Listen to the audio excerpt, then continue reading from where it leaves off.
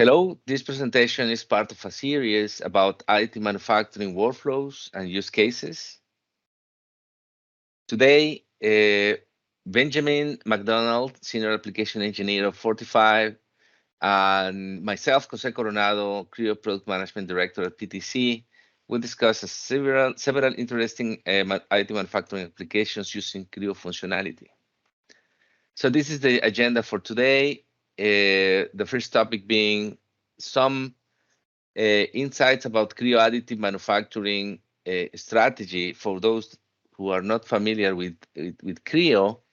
For several releases now, Creo additive manufacturing functionality having evolved into a robust set of functionalities related to lightweight design, like generative and lattice modeling. We have been creating self-supporting geometries, enable interoperability with many different printing technologies, and as a byproduct, we are enabling biomimicry. And all of this fully embedded into Creo. This is one of the main goals in all of implementations. You should work all the different tasks of additive manufacturing inside Creo. This is paramount for us. Just a quick word about lattice modeling that we will see a little bit on the application. Lattices are bio-inspired configuration based on repeating unit cells, and there are different types of cells. Could be, we can talk about extruded honeycomb lattices that we called in Creo 2.5D lattices, or could be beam-based. There is strut and node type of cells repeated all together, or it can be more complex types of lattices like the triple periodical minimal surfaces or the gyroid. It's gyroid being one specific type of TPMS cells that is very used now in the additive space. One of the interesting applications or interesting characteristics of the gyroid is that it's self-supported. You don't need support structures for that. It's self-supporting, which make it very good for structural applications, but also for thermal transfer applications as well. Today, Benjamin will explain a special case on the area of ROG 3D printed tooling.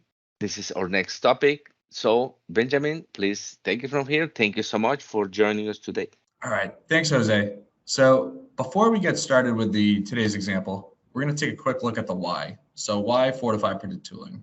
And it's really quite simple. It's saving time and saving money. So having a mold in 3 to 6 days instead of 3 to 6 weeks at a cost of $300 to $600, it just makes sense. It's a great solution for prototyping and end-use materials, iterating on complex designs, and even low-volume production in the right cases. So that's kind of the why. How are we doing this? We're doing this with our Fortify digital tooling resin, or DTR for short. We pair that with our FluxOne 3D printer, and that enables us to print parts with the highest heat deflection temperature for a photopolymer on the market, and we have a best-in-class resolution from the printer itself. And one thing I really want to highlight on this is our ability to achieve a Class A surface finish with some just basic polishing. So it's really a robust resin on a robust printing platform that enables us to print these high-performance mold tools. And the other thing that makes us unique is our application focus. So at Fortify, we've really dove in over the last 3 years into the injection molding space, trying to figure out what the do's and don'ts are for Fortify tools to really maximize the lifetime of these tools. So we've dove into things like gate design and venting design.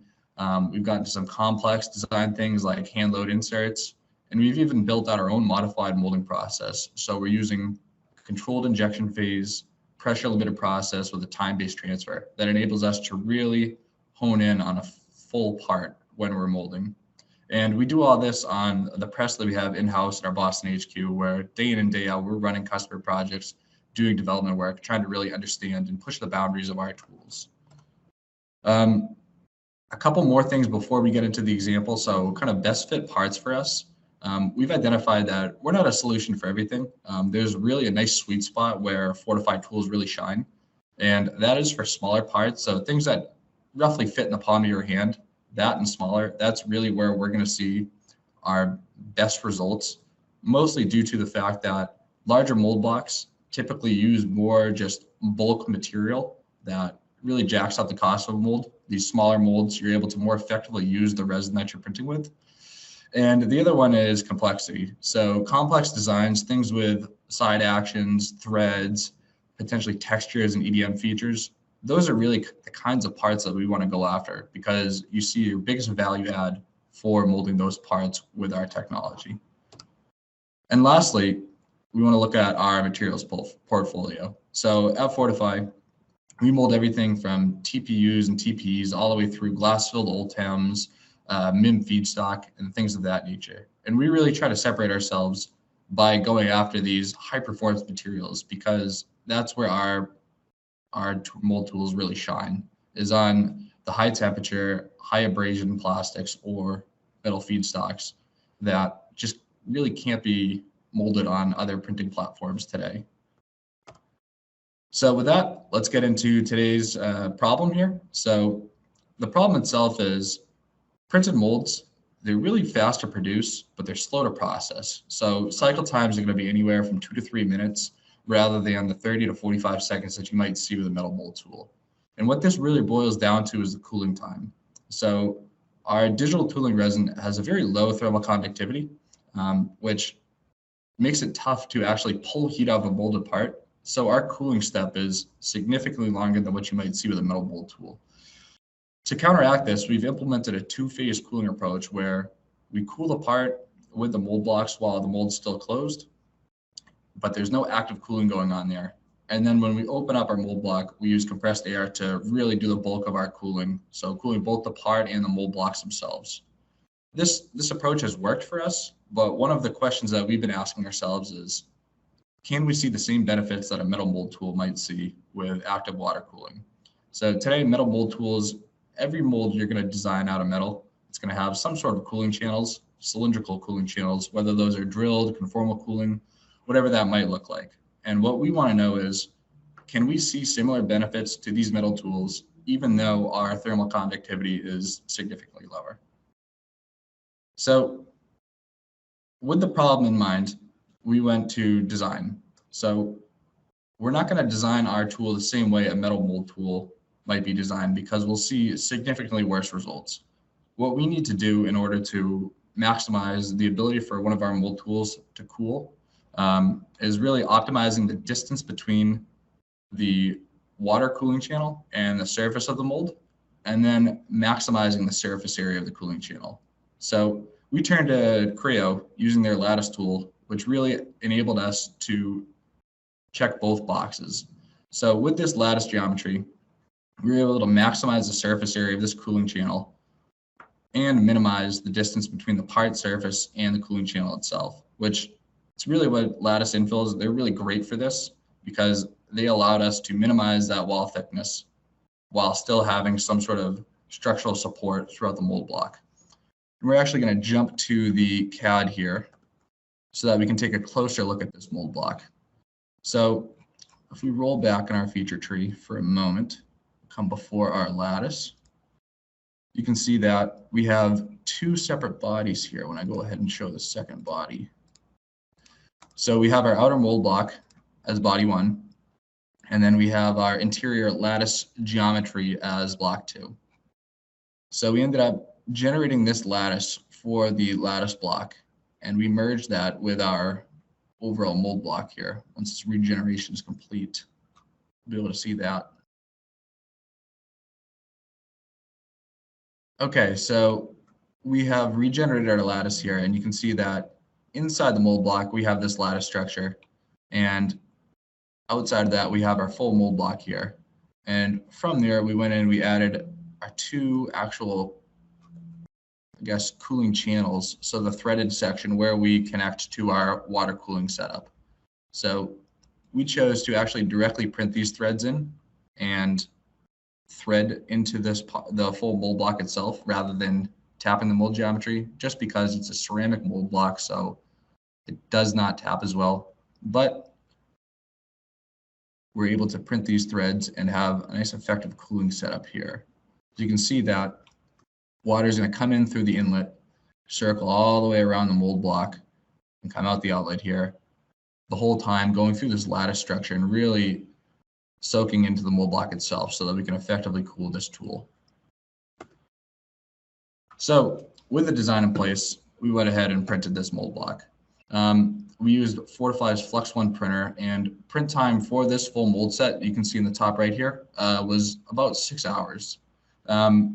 And on top of that, we were able to get from print to press in 2 days. So we're looking at a really fast iteration time to go from a design to being mounted in your mold frame.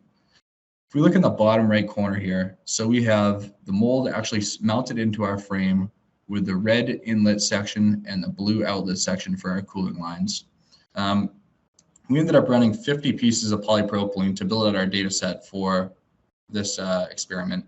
We're using 5 tons of clamping force, 2,000 psi injection pressure, 10 millimeters per second injection speed, and a 1,500 psi pack pressure. So those are fairly low parameters, but we were able to get a couple good looking parts that I'm holding up for you guys here.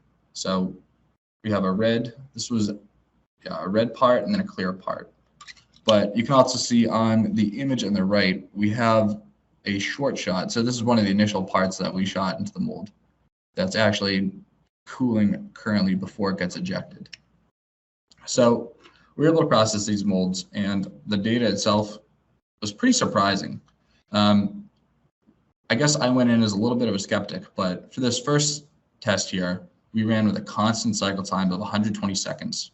And we compared an actively cooled mold to just a mold that we're cooling with compressed air.